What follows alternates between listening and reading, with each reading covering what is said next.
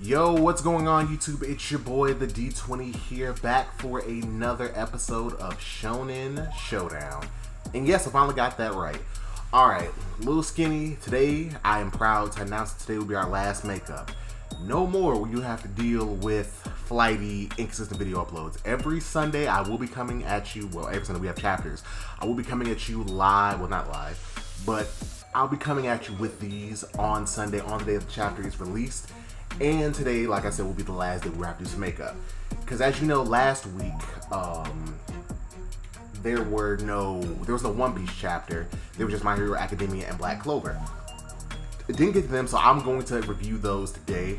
And since it's just those two, and the chapters weren't all that substantial, so I should be able to get through them relatively quickly, I'll be doing those chapters last week as well as these chapters this week. And I just want to let you know, I've just read the chapters for the first time, and my second time reading through them will be with you all as I review them. And ladies and gentlemen, shit's getting good. Like, all the chat, I'm trying to kind of go through it right now, like, okay, which one was the best?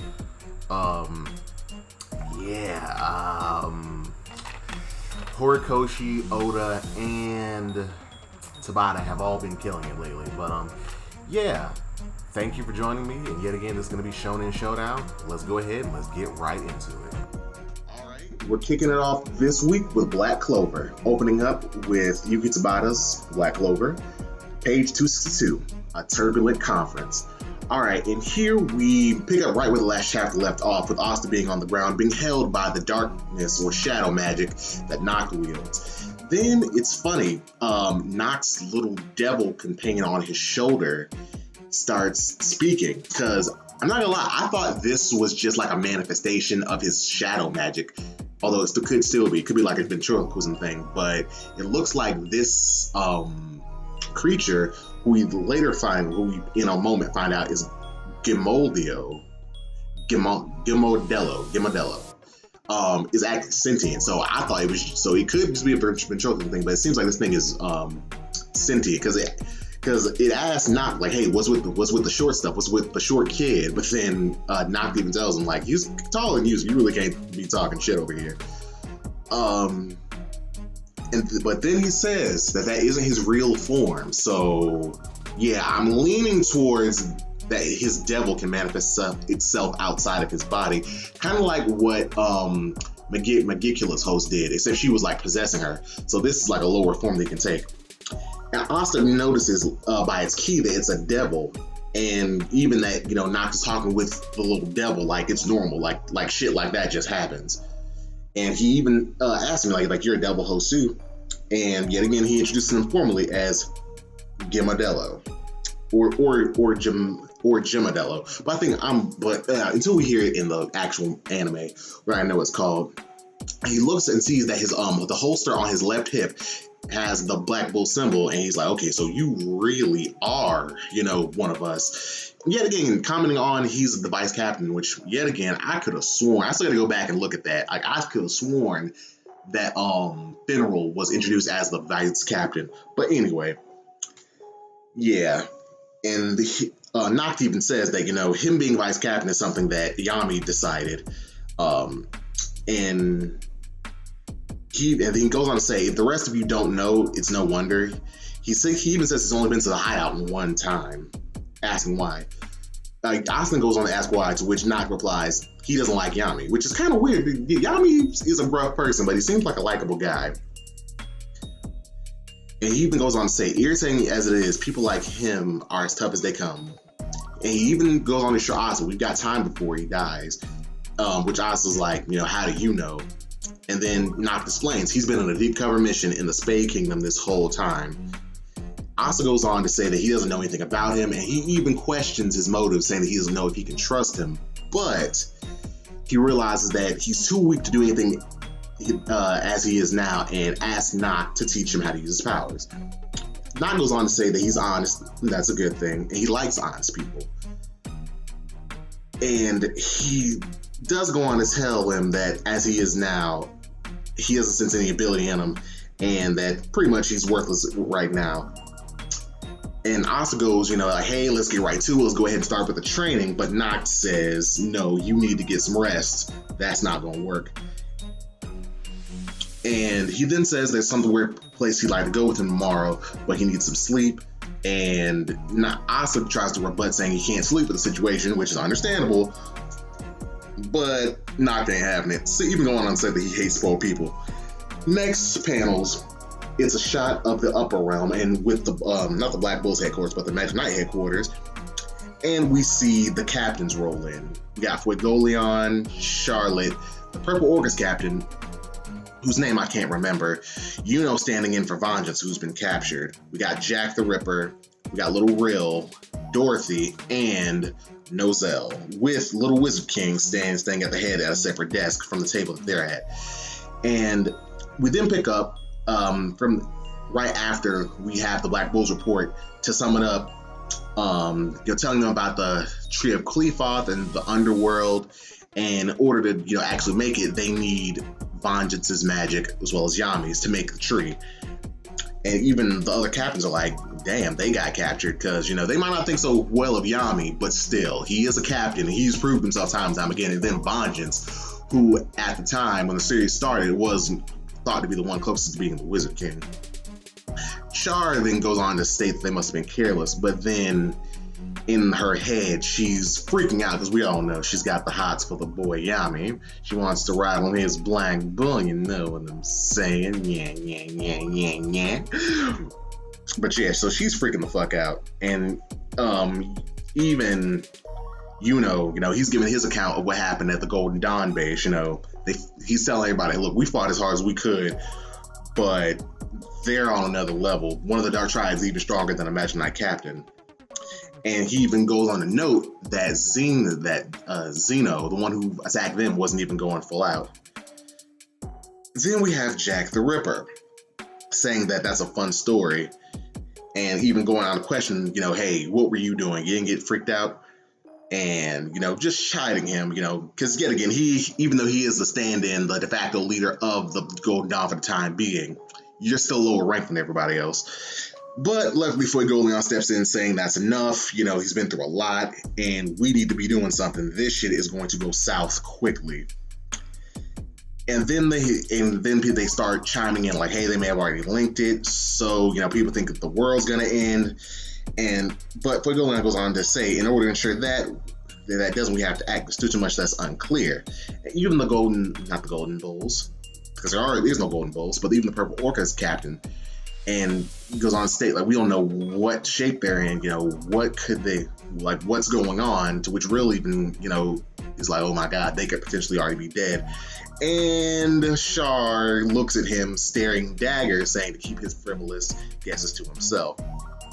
So pretty much the meeting just devolves with Jack trying to leave, like, okay, whatever, I really don't care. He doesn't care, but this meeting isn't going to do anything. So he goes to walk away, but he is commanded to wait by Nozel, who tells him that he better not be planning on doing anything crazy, reckless, like going there alone. And then Jack looks back at him like, who pulls something like that? Even if he was going to do something like that, it has nothing to do with them. So yet again, Char chimes in, saying that, they can't act rationally. It can't act arbitrarily. I can speak, but in her mind, she wants to go rescue him too. And then even Nozel, he's like saying that they're not the only ones who want to kill them. Them being the Spade Kingdom. Fuegoleon yet again tries to calm everybody down, to which Rill is kind of scared. But Dorothy this whole time has been sleeping. And even the Wizard King, he can't really say anything. He's kind of trying to let them figure this out. But in his current state, he probably would have already been trying to do something. But with him still being about 13 years old, there's nothing he can potentially do right now. And so the meeting is a total mess. He can't do anything. But we hear a voice. You're motivated, if nothing else. That's good to see. And just then, everybody looks to see Noct at the edge of the table in front of the Wizard King emerging, saying, however, I hate people who can't even hold proper meetings. I don't suppose you could be quiet for a while, captains. Concluding the chapter with Asta in hand, Asta waving with his devil arm.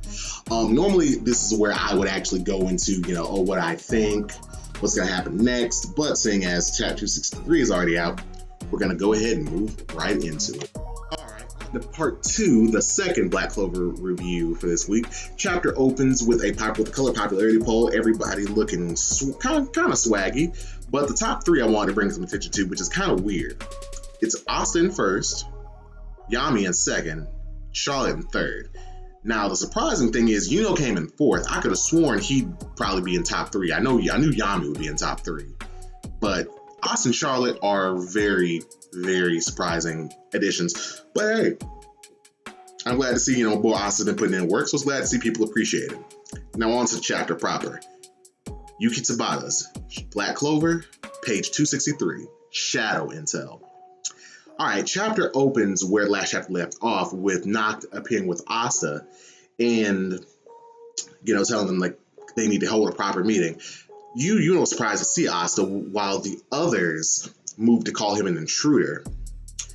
But as they move to use their magic, Fuegoleon, Charlotte, Jack the Ripper, and Nozel, they are accosted by 4 masked beasts, who Asta then recognizes as devils. And even going on to say he had more. And they're kind of weirded out because these creatures are touching them. Like they're holding them in place. And even though the one on Charlotte, it's holding her, it's sitting on her back. And they even go on to say devils. This man is a devil host. And which Noct, with both his wag horns and the lines coming from them going down his face, says that he is qualified to attend this meeting as well. And to which Julius even tells them he's a vice captain. He belongs to Black Bulls. He knew that he's been in the Spade Kingdom this entire time, although he did not know that he was a devil host. And everybody's like, the Black Bulls vice captain, a spy, and like they're going on like, no, he's a spy in the Spade Kingdom. So apparently nobody knew this guy at all.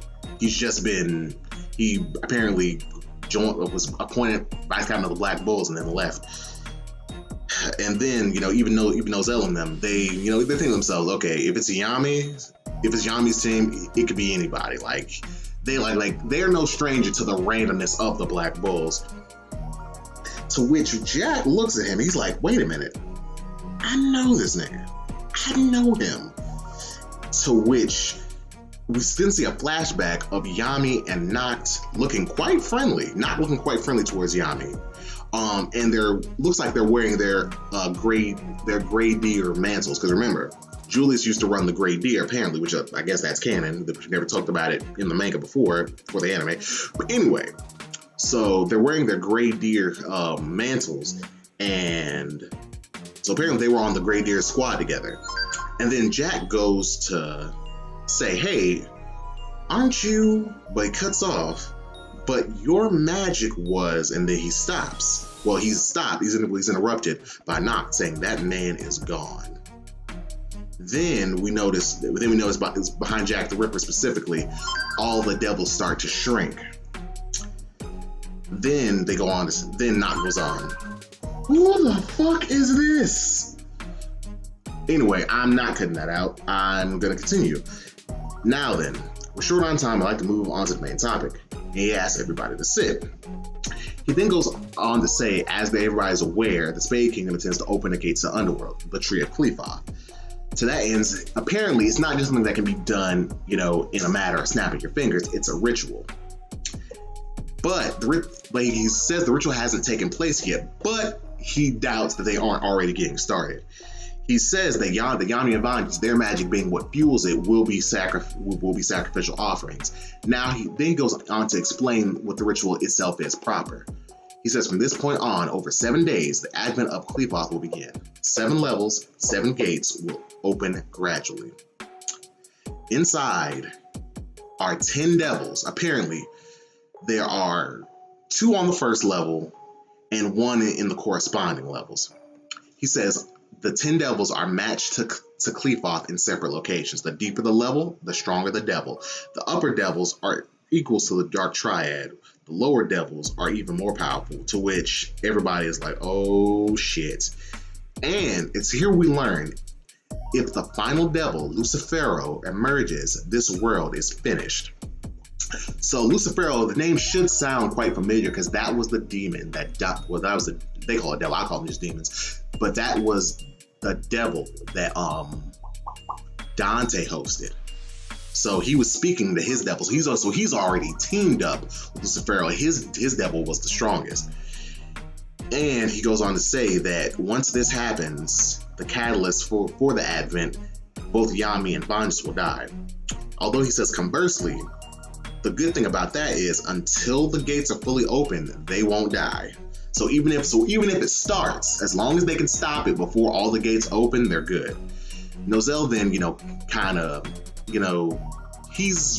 observes Noct. Yet again, he's never met them, and we can all tell he wasn't on the best terms with the Black Bulls anyway. And he's like, this guy got all this intel, this man has pretty much, as far as information goes, secured the bag. Like, this man got the bag. This man found out about the bag, chased the bag, got the bag, and brought the bag back single-handedly. So then Real and the others are like, why would they do something like this? And then he's like, probably for nothing. He's like, probably nothing that us normal people would understand. He tells them that as Magic Knights, you probably encountered selfish people who lusted for things, who lusted to do evil, who have no moral compass, who hurt people for their own selfish gains. And he says that the Dark Triad are the pinnacle, that they are that incarnate. He said, he goes on to say that unjust evil is something that he hates the most. And he goes on to say, even if God and the devils forgive them, I never will. And then he goes on to say that even with as much power and information that he's amassed, he can't defeat them. He goes on to say he knows his own limits. I can do his best, but no more. And that's why he's going to take Asta and make him their ultimate weapon. Anti-magic holds the potential to stop the devils. And he's like, and he says, 3 days from now, the gates of the underworld will open. Before it does, he would like to go ahead and rescue Yami and Vangelis and destroy the tree. And to that end, he's going to build a squad around Asta to make the most of his power and other warriors who can potentially defeat them. And he's like, this time, we're striking first.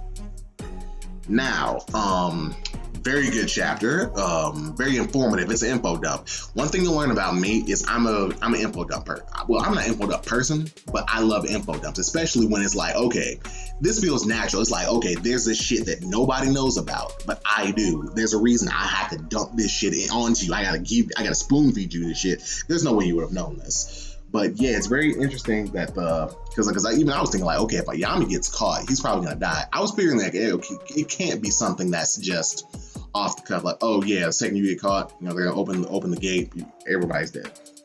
But no. So it looks like they're gonna make the most out of Asta, and then they're probably gonna start making use out of arcane stage mages and stage ones.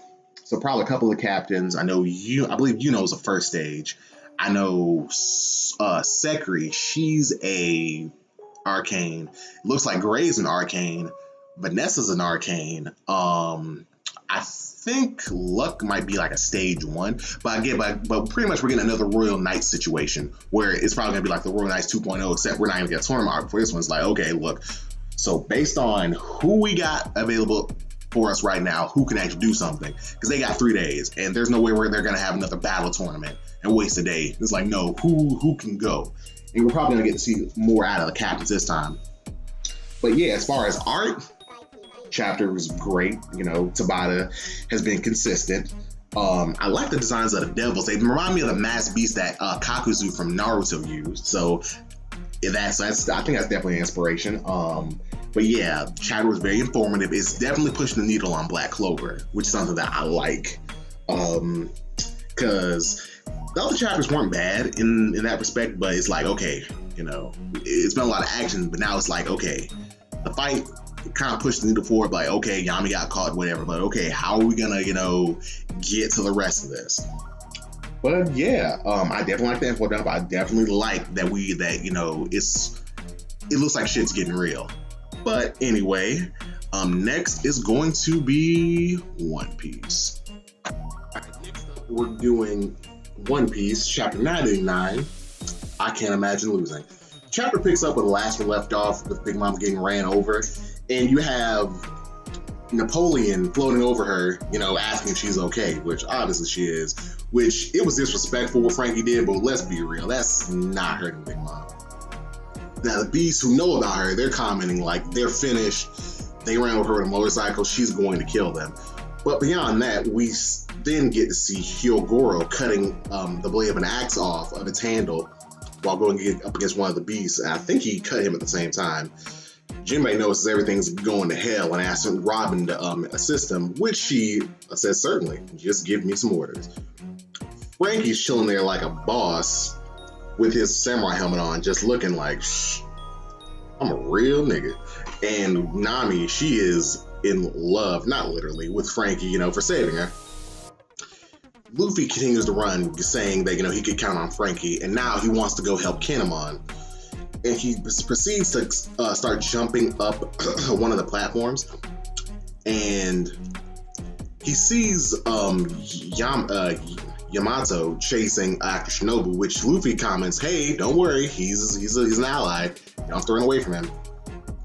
To which we get a panel of Yamato saying, "Kazuki Momonosuke, I am Odin. I will protect you." Which him and Shinobu are like, "What the fuck?" And not they don't say it, but that's what their face is saying. And they run off. Which, I gotta be honest, with Yamato, he's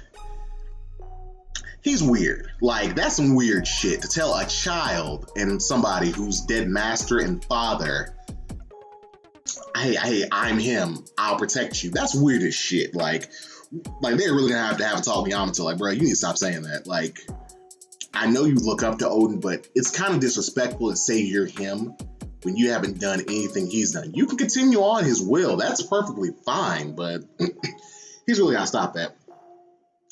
Anyway, Luffy's trying to, yet again, get up to the dome and help the Minks fight Kaido. Looks like he's trying to use his Gum Gum Rocket and his natural agility. While in the background, you can hear, Yamato going after them. Hey, you can trust me while you're running away, and them escaping. To which Luffy pays no mind. He's got better shit to do. All right, he keeps going up, and then we see Big Mom get up, and she is pissed. She comments on how the strides keep popping up, and how she's just done with it. The onlookers notice, like, they can feel it. She's about to lose her complete shit. So they start running and saying, you don't want to get caught in the middle. And then we cut to a scene of Hyogoro and one of his vassals saying that, hey, there are too many people, we're not going to get anywhere with this, trying to fight through these waves. And then he goes on to say, let's go after the Tobi Roppo that Denjiro told us about. He even states, we might not be able to beat him, but we can slow him down. Which, if they're strong, if they're contenders to be calamities, to be all-stars, I don't think they'll even be able to slow them down. Hopefully. Because that leads into a point I'm going to get into in a minute, but let's keep going. Big Mom then gets up and she takes notice of Brook, saying that, hey, we meet again, and then, your crew has so many fascinating creatures. To which Brook says that she has fine taste, taking it as a compliment. And Frankie then goes on to ask her that does she like his metal bod, calling her grandma, and then saying that he's a cyborg. And then, which is one of my favorite parts of this chapter, Nami goes on to say, like, we have to get out of here. She's an emperor. And then Frankie says something that I have been kind of on ever since they got to New World. Run away from an emperor? You even trying? Do you want to make our captain king of the pirates or not? And that is something that I've been waiting for somebody to say. Like, I've been screaming it at my chapter, when reading the chapter, screaming it at my TV when I watch the anime. I'm like, your captain's got to surpass these guys. Your crew has to surpass theirs. Running from them and bitching about it is not going to make a difference. But anyway, Frankie then readies his radical beam. And then everything's interrupted when we see them. The numbers. Now, we've seen two numbers. One went up on the dome in the first one. I think Luffy and Kid took out. But these numbers are a completely different monster. Because they even recognize, because even Frankie says, it reminds him of Thriller Bark, because he's about to fire that radical beam, but then he looks and he's like, oh shit. He says it reminds him of Thriller Bark, and even Nami goes on to say, they're the size of oars. And then we have the numbers. We have one with a long neck and fangs and horns carrying what looks like a Konombo. Another slightly shorter one without a long neck, it's just kind of chubby, carrying the Brachio tank, yet again having a Konombo. And then another one looks more animalistic and furry with goat horns and shit. And the one's going go kiki, saying that he's probably number 5, and the other ja kiki. I think that's 10.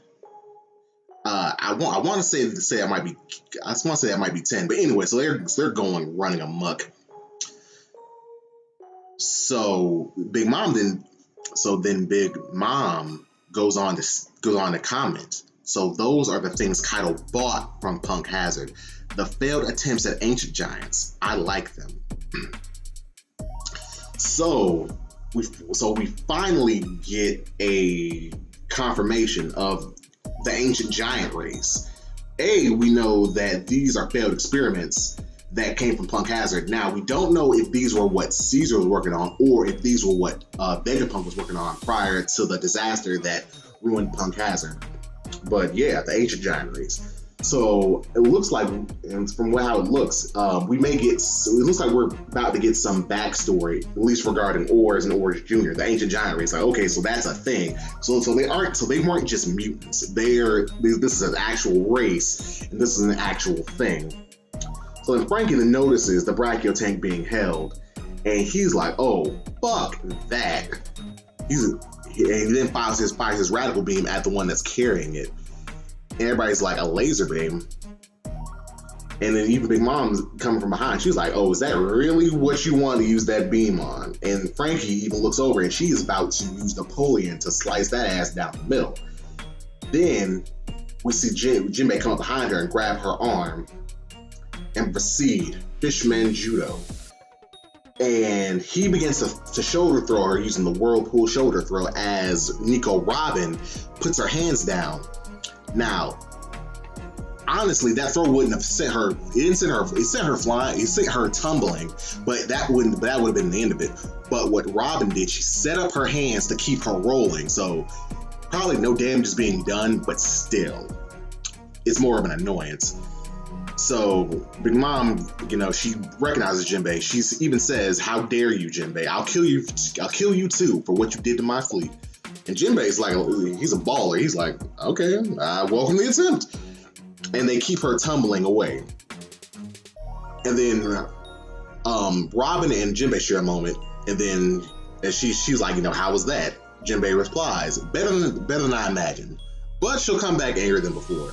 Then everybody notices, what's Jinbei, first son of the sea, doing here? He's a former warlord, captain of the Fishman Pirates. So pretty much it's not known that he's joined the Stride Pirates, of course, because it just happened, officially, earlier this night. So of course nobody knows. Then Frankie tries to communicate with using one of the mini Denmushis to go ahead and communicate with the Brachio tank. It's like, hey, what's going on there? Status report. So Usopp is freaking the fuck out, and he's, not freaking the fuck out, he's actually kind of injured. And Chop's trying to shake him awake. And then they both go ahead and they are excited because Frankie says it's a docking time. We then cut up to Luffy continuing to try to get up to the dome, to which Queen sees him trying to use Gum Gum Rocket, and even Zoro busts out from in front of King, and then we can see in the background there's some fighting, so Zoro came through there. Zoro then asks Luffy, hey, where are you going? He's like, the Kaido. And then Zoro's like, shit, let's go. So then Luffy uses his Gum Gum rocket to blast off, and they're thinking like, hey, we're just gonna beat the fuck out of here. Nope. Queen then transforms into his Brachiosaurus form and chomps down on both of them, stopping them, telling them, you idiots aren't going anywhere. And even then from above, we see what look like some flying smile users with King. And then they both look up and like, oh shit, doesn't look like we're going to be able to just get out of here unscathed. So then below, so Queen spits them out, throwing them below, to where we see that there's still a lot going on with the numbers. And then the Shogun Frankie is trying to form, there's a lot going on. And Sanji emerges from the rubble where King, slammed him down. And he's wondering, did Momo manage to get away? And he's annoyed at how sturdy the German suit is. Because yet again, he hates the Germa, but damn it if they don't make some good technology.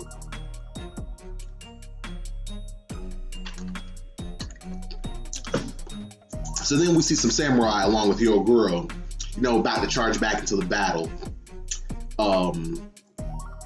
After stating that they're surrounded on all sides by the numbers.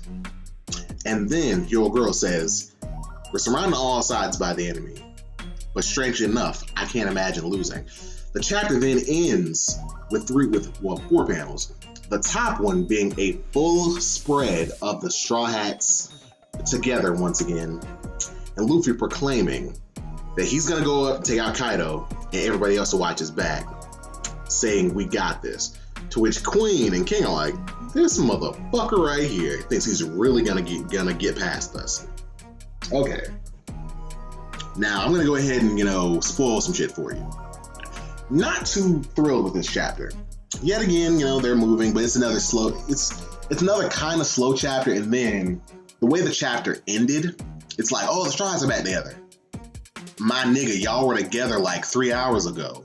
Y'all have been apart, quote unquote, for like a few chapters, and on top of that, y'all have been on the same island. Like, I mean, yeah, it's cool, y'all stand and baller. Like if they did this like further in the fight, like, okay, yeah, we're back against the wall.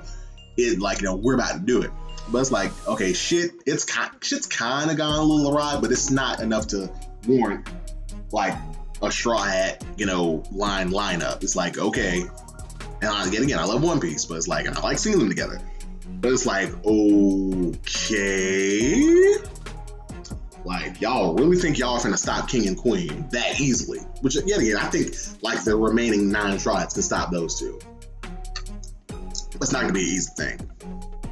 But yeah, this definitely isn't our first place contender this week, especially like not even counting the chapters I didn't review for Black Clover and My Hero Academia.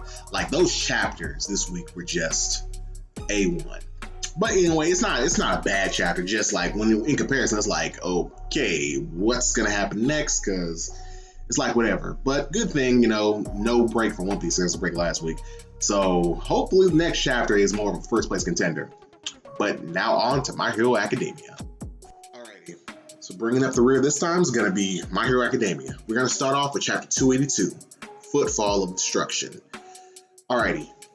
The chapter starts, with Deku stating that not only is Shigaraki faster than him, but after last chapter where Gran Torino was wounded, he's like, okay, I gotta finish this quickly so I can go help Gran Torino. It's surprising because then he goes 100% one for all, perfect Wyoming smash. Then everybody starts rushing because they're thinking that, it's over now. And Bakugo, it looks like while he's coming over, he actually blasts Shigaraki's fingers off, a couple of them. Shigaraki then thinks to himself, as he's biting down on Deku's arm and his teeth are breaking, which is a gruesome scene yet again. Horikoshi has been on fucking point with this art lately. He thinks to himself, as long as I keep my dreams, my origin within my heart, as he throws his delete around, it strikes Eraserhead in his broken right leg. And he thinks to himself, he's got to delete around it. That's what Ryuko said. And that's all he needed to hear. He thinks back on Eri and her happiness. He said, thanks to her warning, I can handle this nice and rationally without any hesitation. He brings out a big knife. Shit almost looks like a short sword. And he cuts off his leg. And then Shigaraki thinks to himself, you really are pretty cool, Eraser, but even you are bound to flinch. So, Shigaraki had a plan. It was like, okay, I'm gonna hit him with his Aleer. Either he's gonna lose his quirk, or knowing how he is, he's gonna cut off his leg. But there is no way a person's gonna cut off their leg, or any part of their body, really, with no anesthesia and not at least flinch. So from what it looks like, he didn't lose his quirk, he cut his leg off in time. But still, the second he blinked, Shigaraki's quirk was freed. And he then used a shockwave to blast himself away. But as Deku's being blasted away, he uses Black Whip to try to grab onto him again. Then he tries to go in for the kill, and Eraserhead's opened his eyes back up again, but he's looking to end this shit yet again. He goes to grab Eraserhead's head, which I don't think he had the quirk, but I think he was just gonna try to crush his head like off rip. But as he goes for it, we then see Todoroki arrive with a giant block of ice, with a moving iceberg to actually knock him away. And then Shigaraki then thinks back, because when he was first following Deku, he was following his senses, and he felt another quirk that was following him, and now he's realizing it was Shoto that was following him. And Deku comes up and hits that motherfucker with a mean left as he grabs him with Black Whip. They continue to fall, and Deku goes to grab Manual Lock and Sensei, to which Eraser is non-responsive. And then Shigaraki's on say, so you protected him? So what? Delay the inevitable all you like. Destruction is all that awaits you. So then we get back with the students who are yet again, they're helping with the evacuation effort, and they're wondering what's going on. They're commenting that they can't get in touch with Todoroki, but everybody's worried. People are watching the news. Things are getting bad. They ask to listen to somebody who's watching the news on their phone. And to which the news anchor says, a supermassive villain is currently making a beeline directly north from Mount Gunga in Wakayama Prefecture to Jaku City in the greater Kyoto region. The villain's predicted route will take him through Mino City, Kakun City, Nabaru City, Hondo City, Mosu City, Horisu City, Karaudo City, Karida City, Karanmari City, and a bunch of other cities. So pretty much Maki is going to go through a bunch of cities. And then with the horrified look on her face, Ochaku makes a connection. Most heroes are away for this very mission, so those cities are unguarded. And then we see Makia come upon a city, before a populated city, mind you, before he begins his destruction. And that's that. Yet again, I would have some thoughts, but since we got the other chapter to do as well, we're just gonna go ahead and get right into it. Alright, picking up where we left off, we got My Hero Academia, number 283, 75. The chapter opens kind of the cover page / first chapter. You see the students of class 1A and B in the forest look on in horror as we see that a path has been cut across the countryside. It's been devastated. Sero then asks Shoji, are the heroes, you know? Shoji then says, it's too far. I can't confirm either way.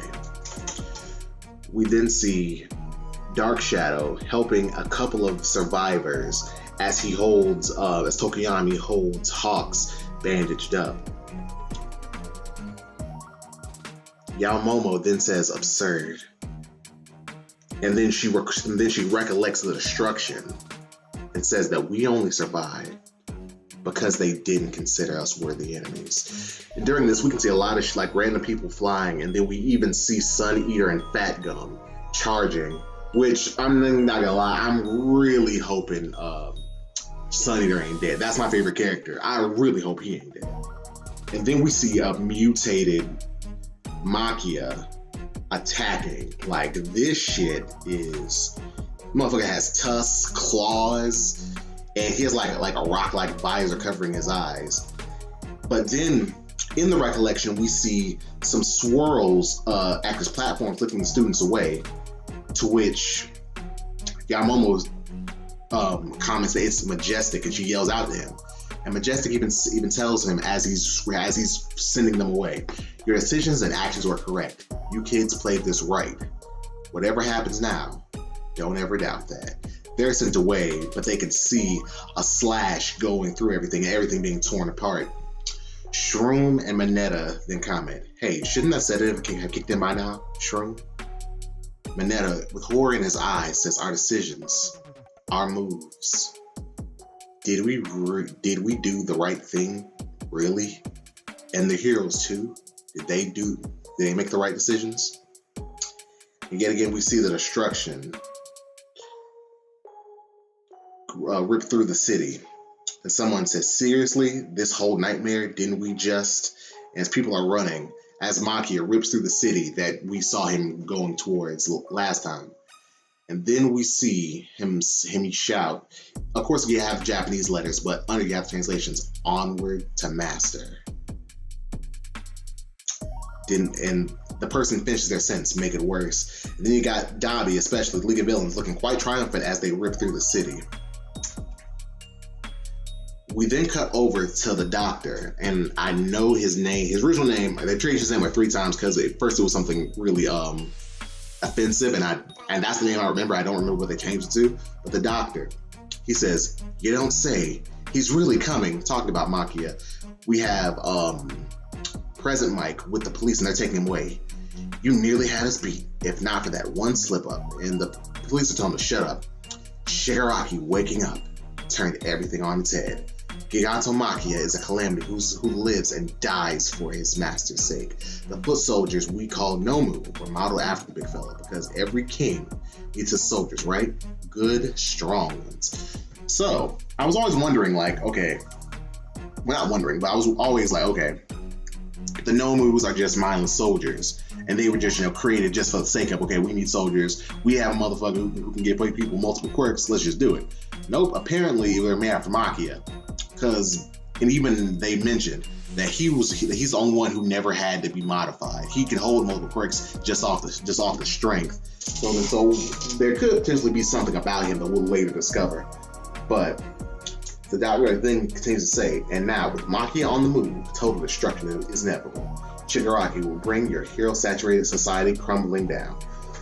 We then see fucking Shigaraki looking majestic, and this motherfucker just looked like, I guess his regeneration quirk is kicking in because you don't see him covered in blood anymore. And Deku was looking, has one for all, going coursing through his body, looking to attack. Shoso then covers Endeavor with ice, telling him, he had to help Ryuko and the others first, and that he should cool off with the ice to kind of try to regain some of his stamina. Baku goes there, and Deku goes over to check on Gran Torino while Deku rushes.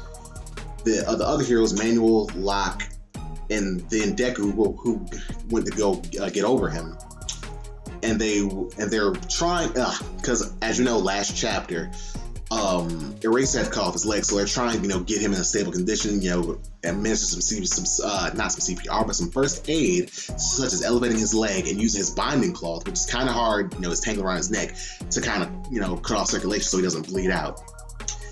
Locke then tells Deku to run, but Deku, with tears in his eyes and one for all coursing through him, just says no. And then Shigaraki just replies, "Welp, time to die." But cutting over to the next page, we then see that his entire chest from his right arm all the way almost over to his left side just busts open. And then Deku thinks, that's right. And then, Yet again, so early. But anyway, so Deku says that's right. And then Shigaraki goes on to say, he was busted all up earlier, but his quirk helped him, but he had to push his body past his limits to keep moving. But He comments that his hyperregen quirk is back, so his body shouldn't have any limits. But then he freezes and says, "What's the date today?"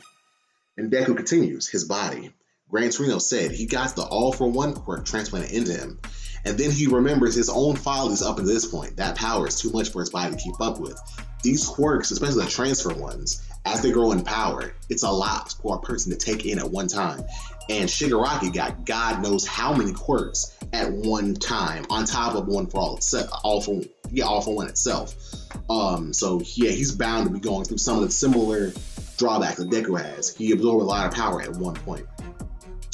We then see someone carrying Maruko through the city, saying, "Stay with us. You win by staying with us." So Shigaraki, he's noticing it, and he probably is having he's probably coming up with some of the same conclusions, but he's like, "Fuck it, I don't care." Hyper Regen is still working. Deku prepares Black Whip, so he's like, "Okay, whatever. One touch should end this." He's about to use his quirk to go ahead and touch everything and just, crumble everybody away. But as he moves to do that, Deku jumps in the air, using Black Whip to grab everybody. But they notice something weird. They're not coming down. He didn't just jump up and carry everybody with him. He's floating. To which Rock's like, "We're floating? This is weird." One for All, the 7th users. Gran Torino, who's still alive, Hurt was still alive, remembers the days where he used to fly with Nana Shimura. That's Shimura's float. And then Deku's like, "Up here is where I'll beat you, I swear it, with all I've got." Now, One Piece and Black Clover come out next week, but My Hero Academia isn't coming back till the 18th. So it's nice that, he's finally got the next quirk. Like we said, he unlocked number 5, Black Whip first, and not Black Float, but Float, they said was probably going to be next. Because nobody knows what, I think number 6's quirk was. But anyway, so this looks like it's going to be the perfect quirk to combat Shigaraki's, to combat his decay. Because even within its true state, I would say its evolved state, but no, this is how the quirk worked at first. Whatever he touches, it travels through the ground, and whatever that thing is touching, it goes through whatever it touches. Now, with him floating, this could potentially combat it, because it looks like, at least from what I've seen in the other chapters, I went back and reread them recently. It looks like it only touched things that were touching other things. If you're in the air and you're not touching anything, I don't think he can just send a wave through the air and get you. I think he has to touch something solid, and that thing has to be touching something else that has to be touching you. So it looks like Deku got the perfect counter, but in order to beat Shigaraki, he's got to touch him, and that could prove detrimental to him. But we'll see. Definitely a good chapter, definitely nice action. It's moving the needle. We finally got that other quirk. So now Deku's up to 3. I think he's got 3 more coming. But yeah, really good chapter. It's moving the needle. Now on to the award. And thank y'all for joining me this week. I really appreciate you. And I know you're going to have to do a couple doubles, but thankfully, like I said, this is the last time y'all are going to have to put up with that. But without further ado, time for the award section. Now, as much as I love One Piece is not a contender for first place today. One Piece is bringing up the rear and third. Yet again, the chapter just didn't do it for me. Yet again, the art and everything was fine, but nothing spectacular. I mean, we got the double spread of all the strides together, but that moment loses impact because it hasn't been so long since they were together. I mean, I guess it's their first time being together in combat, but like, bruh, we got that prior to them landing on Onigashima. So that's cool. I mean, there are a couple other moments in there, like knowing that the ancient giants are a thing and that the numbers are ancient giant experiments, but just not enough to really do it for me. Bring up second, I'm gonna have to say Black Clover, because first, second, I could go either way, like depending on the moment. Like I said, there wasn't a lot happening in Black Clover. The art really wasn't all that spectacular, but man, I'm telling you, I love info dumps. Learning more about the demons in the Qliphoth, learning more about Noct and his relationship with Yami. We didn't learn a lot about it, but just saying like, okay, there's something there between them, especially since Nox says he doesn't like Yami, but yeah, just okay, we're about to start the preparation. So during that preparation, we could possibly like see where some other people have come after the 6-month time gap. And finally, possibly you could have told me that you could have guessed this. My Hero Academia, the art and the action sold me on this one. And it's just like the fact that this chapter shows that after this arc is over, shit's gonna be different. Like the My Hero Academia world is going to be different. Like I don't think this is the final battle. I think Shigaraki is getting away, but I think that the landscape of heroes, with UA especially, like the students were involved in this and they were put in danger. A lot of heroes died. I know Crust is dead. Miracle might die, and I don't know what's gonna happen with Hawks after this. I hope his feathers will regrow, but they may not. And then with everything he's been doing, that could potentially cause some problems, and he may have to take some blame for some shit that he was ordered to do. But yeah, My Hero Academia definitely carried, and it's good to see Deku evolving. People like it's like that. Just that being in the thick of it in this chapter really just sold me on it. But yes, One Piece takes home the bronze. Unfortunately, Black Clover takes the silver, and My Hero Academia taking the gold. But with that concludes this episode of Shonen Showdown. What do you think about chapters? Do you disagree? Do you agree with my assessments, or do you disagree? Feel free to leave a like, comment, subscribe if you like what you see. But yet again, this has been your boy the D20, and I'm signing out. See you guys.